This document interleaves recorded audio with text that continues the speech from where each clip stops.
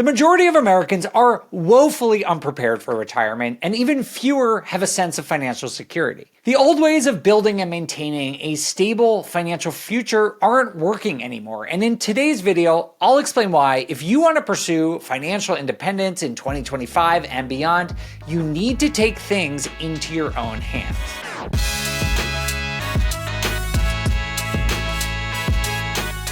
Hey everyone, it's Dave from BiggerPockets, and today we're talking about a topic that's personal to me and I've been passionate about for a long time. A lot of the reasons I got into investing and personal finance in the first place is because I saw firsthand how the traditional model of long careers at a single company where you get a pension or a 401k, it just has started to break down over the last couple of decades. Growing up, my dad, who is a super smart, very hardworking guy, was laid off from his corporate job just a few weeks after receiving a promotion. And he was out of work for a couple of years, which obviously had huge negative impact on my family financially, but it also just made me see how fragile it all can be when you rely on a single job or a single corporation for your income. And for me, this inspired sort of a passion for entrepreneurship because I wanted to make sure that I was going to be financially stable, regardless of what happens with my employer, regardless of what happens with the broader economic picture, what happens in Congress, with the government. I wanted a semblance of control over my financial future. And as I sit here several decades later, I think the need to take your financial future into your own hands has only grown. So I want to take some time today to show you why the path to a traditional retirement is less certain than ever and why you need to be more proactive in securing your financial independence. So first, today, let's start with just a quick history of retirement because this actually, weirdly, hasn't always been a thing. The first pensions started back in the US in the late 1800s, actually started by American Express, which is kind of cool. But there are also some early pensions in Germany in the 1800s. But retirement actually only became a concept in the US really around 1935 with the introduction of Social Security. Until then, it actually wasn't really a thing or a concept societally that you would work for a certain amount of years and then you could be financially stable and supported and not work towards the end of your life. And in my modern brain, this is sort of crazy, but you have to remember that life expectancy 100 years ago, 150 years ago was just a lot shorter. And so this concept of retirement has really evolved as people have started to live longer, particularly in the last 80 or 100 years. Anyway, since 1935, when it became a sort of common idea in American society, Americans have largely relied on one or multiple of three different ways to retire, usually somewhere around the age of 65. Those ways are pensions, Social Security, and tax advantage retirement plans like a 401k or an IRA. And this combination of options has worked for many, but it has also left many behind. And from where I'm sitting, the outlook doesn't look very good that it's going to get any better. According to a lot of different research, you could Google this and see it everywhere, but people just aren't ready for retirement. Like 57% of people say they are not prepared. According to some Fed research, 40% of Americans have $0 saved for retirement. If you go up to $100,000, which it's a lot of money, but it's a modest amount to have saved for retirement, only about 35% of households have prepared for that. So it's just not a good picture for people who want financial independence, want a secure retirement. And this is with Social Security, pensions, and 401k all in place today. And I actually think at least two of those three things are in jeopardy. So let's talk about them. The first is pensions. If you don't know what a pension is, you probably heard this word, but pension is basically just a retirement arrangement in which your employer promises you regular payments from the day you retire for as long as you live. That sounds pretty good, right? And it is. Americans love this idea of a pension.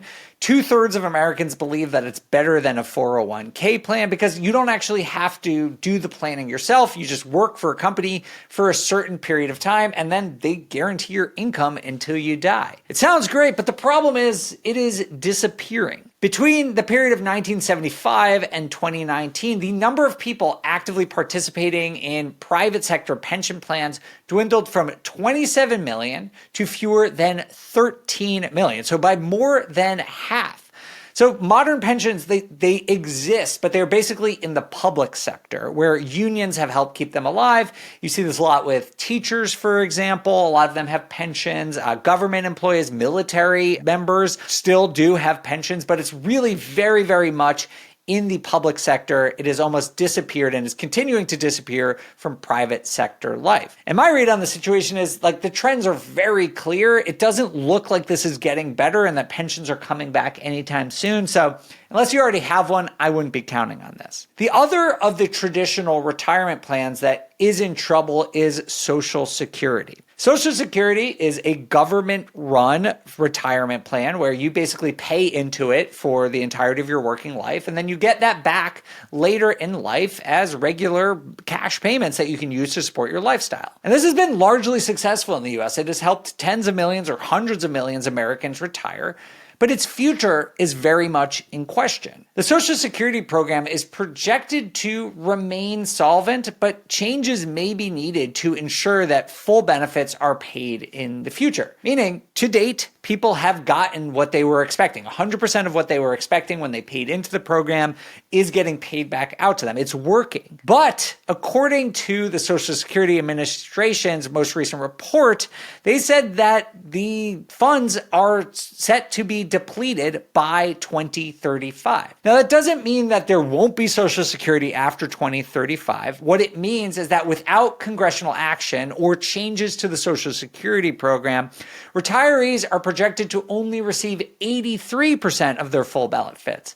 So that means that all of us, myself included, who are paying into Social Security are not going to get the full benefits that we are expecting. We'll get 5/6 of them, 83% of that, unless something changes.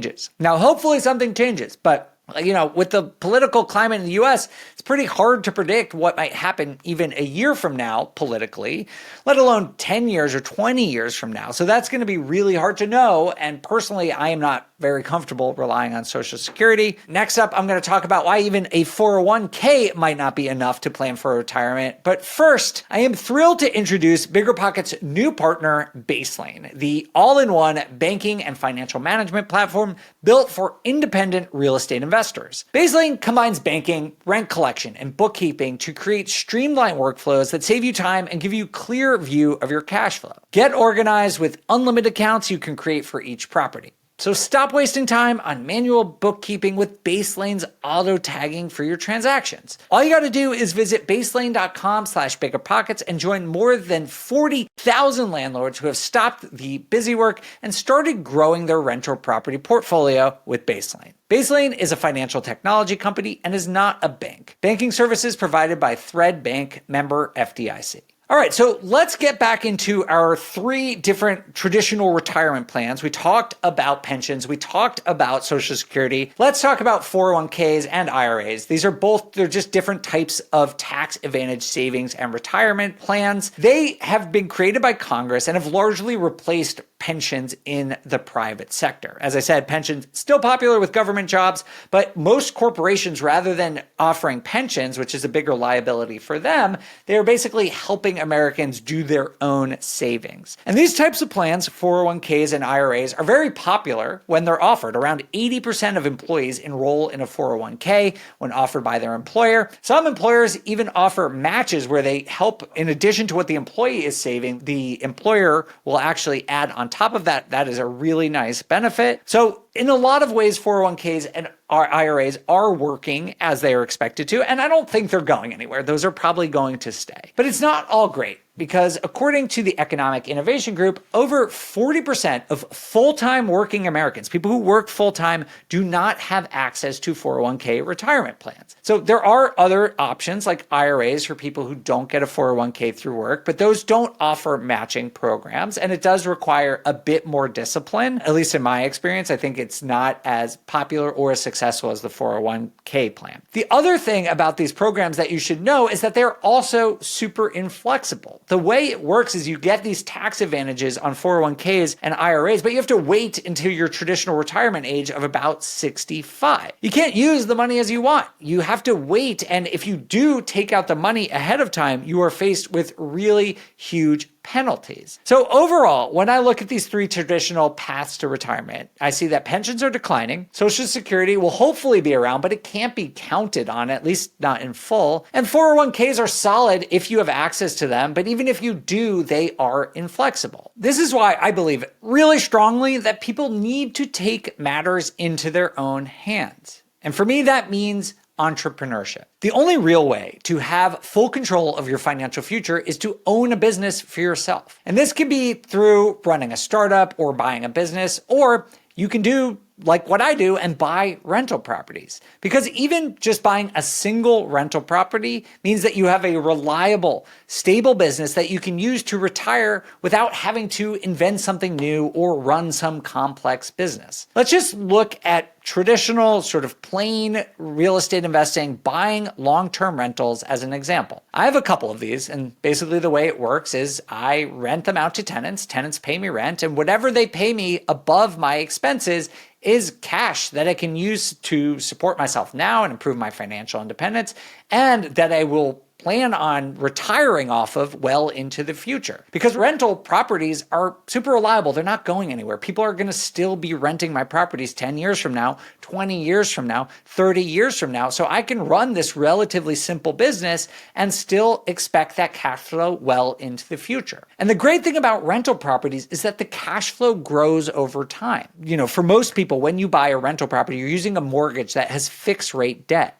That means that your biggest expense is not going to change over time, but your rents grow over time. That increases cash flow potential. Plus, over the lifetime of owning a property, you'll pay off your mortgage. And when that happens, that's when you really get a big boost in cash flow. And this is one of the reasons why it's so important to get started as soon as possible, because you start the clock basically for your cash flow going up and paying off that mortgage. And one or two of these can create an amazing retirement plan for you all by themselves. Personally, my goal is to hold my properties for another 15, 20 years while I keep working before I really retire.